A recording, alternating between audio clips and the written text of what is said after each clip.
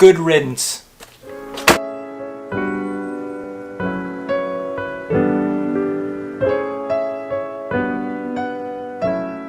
Hey, what's up my fish tank guys and girls? So in today's video I'm just sort of giving you guys a little PSA when it comes to certain pieces of aquarium equipment that you may have in your arsenal that you use on a regular basis. Now you saw in the intro that this video doesn't end great because I get a little frustrated, so to speak, but that is because I've been dealing with a problem for a few weeks that I did not even know I was dealing with. Now, to my left here, to your right, you'll see that I have this lovely area blurred out.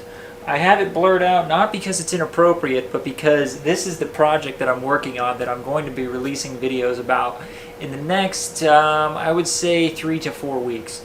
Now, once I start releasing these videos, I'm going to release one every week for about 3 months. I've actually recorded them ahead of time to make it a little easier for myself, especially during the summer, to try to keep the channel updated. At this point, it's been 2 months since I've posted anything, so I just wanted to get something out there for you guys to know that I'm still alive and I'm still working on the channel behind the scenes. Now, so what I will tell you about this is it is an aquarium. It's a smaller sized aquarium, and part of the filming process for me was taking you through the steps of choosing this aquarium, learning more about it, making modifications. It is built to be a freshwater aquarium, but as you can see by the light on top here, I have it as a saltwater tank. I guess you couldn't tell by the light, but this is a saltwater and coral friendly light that I have on top of the tank. So in that video series, I take you guys through setting the tank up, all the changes that I made, and then cycling the tank. I was going to film videos week by week, but unfortunately I started to get a little frustrated with the cycling process. Now, I'll tell you guys a little bit more about the cycling process in a future video. I'm going to kind of talk through exactly how it works. A lot of people are unaware of what it means to cycle your tank, and why not cycling your tank can be a death wish for any fish that you include and add to your tank after starting it. So anyway, I was going through the cycling process. It was week 1, week 2, week 3. I'm adding fish food into the aquarium. I'm seeing ammonia rise. I'm seeing ammonia start to fall, but I'm not seeing any nitrites, nor am I seeing any nitrates. Now, for a smaller tank like this, I would say a cycle time of roughly a month wouldn't be too much to ask for. It could be a little shorter, it could be a little longer, but much beyond that, I don't really think it should take too long to cycle a smaller tank like this, as long as you're staying on top of it and adding food and ammonia to the tank on a regular basis. Now, in this particular instance, I ended up trying to test the water, and the weeks went by. Week 4, week 5, week 6, week 7, seeing no nitrites, seeing no nitrates all along the way, and it was becoming super frustrating. It was hard for me to continue filming the series. I actually put it on the back burner. Every now and then I would come down and I would check. I'm in the basement, by the way. I would come down, I would check it out, and all the levels were still 0, and I was extremely frustrated. So, that being said, the PSA for this video is this guy right here. Can we see this? I want to get that in the shot. There we go. It's clear. Is it clear? It looks a little, is it backwards? I'm not sure what's happening. Anyway, this is an API freshwater master test kit. Now, I normally have good luck with these things. They work magnificently. I have no problems with them. However, this time around, I had a problem. And it was that the nitrite tests and the nitrate tests did not work, basically at all. Now, the funny thing about these tests is they tell you that they expire. They have an expiration date right on the bottle. Here is the nitrate bottle. Will the camera zoom in on this guy? Probably not. It's too small, too close, whatever. Anyway, the expiration date on the bottle is August of 2025. That is 3 years from now. However, I think I originally bought this kit 2 or 3 years ago, and I'm starting to think that the expiration date mainly applies to the chemicals before you open them. I think that once they're opened, they're not going to last the full length of what the best buy expiration date is on the bottle themselves. I would say maybe a year or two into using this test, you might want to consider the fact that it is not going to be nearly as accurate. Now, a lot of people swear against API. They say this is one of the worst test kits, you should get this and you should get that. And when I go online and I read reviews of test kits, you know, I see kind of mixed reviews for almost everything. There are certain test kits that you can get that have, in general, they have really good reviews, but they're really expensive. And for someone who's casually in the hobby, if you are just starting your first tank, you're not sure if it's for you, you just have a small tank or whatever, and you don't want to spend a lot of money on it, typically these work just fine. But I'll tell you, I was so freaking frustrated with this thing that I decided to throw it right in the trash, which is what I'm going to do right now. Good riddance. Yeah, so that thing's gone. Let me tell you guys how I diagnosed this problem.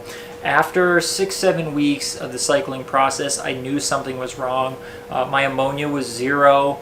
The ammonia at one point was high, and it just makes no actual biological sense that the ammonia can disappear and nitrites and nitrates won't change at least a little bit.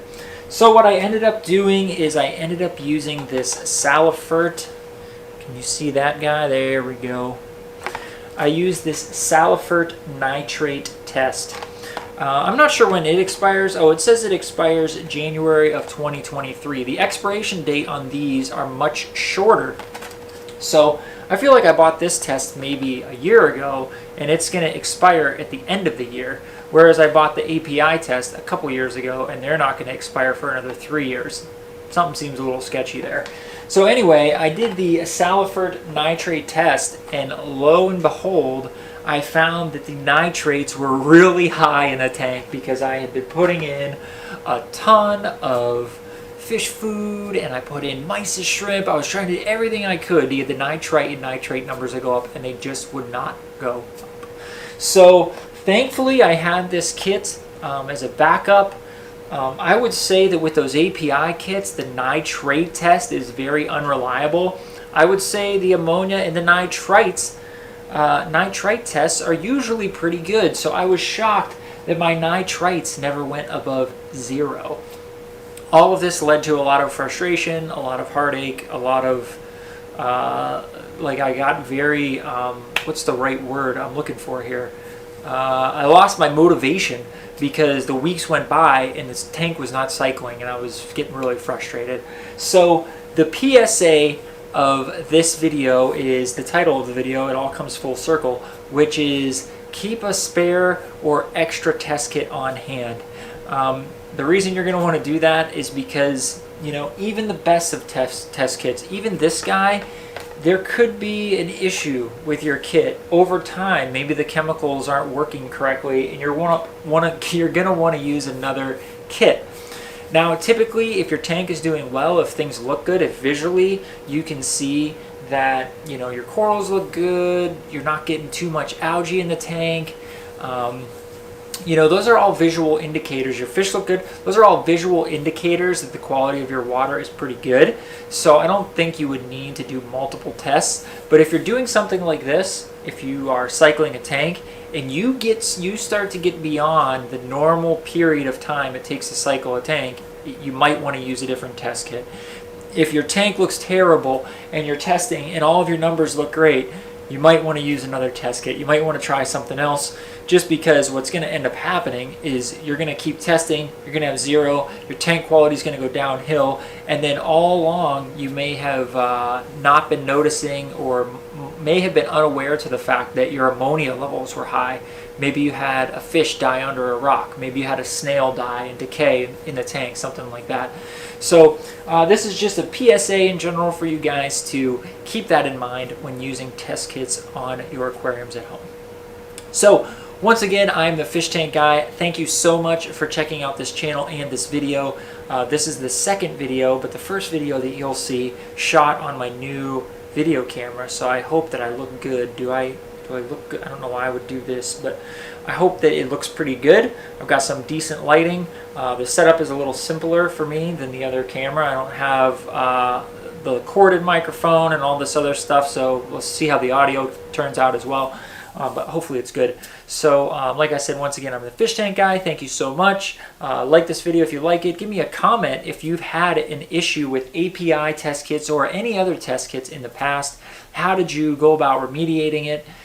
Do you just not use a certain brand of test kit? I just got a text message. Do you not use a certain brand of test kit? Etc., that kind of stuff. All of that would be great information for me to learn a little bit more about these guys and also spread the knowledge to any folks who visit the YouTube channel here. So that's all I've got for now. So until a future Fish Tank Guy video, I will see you guys.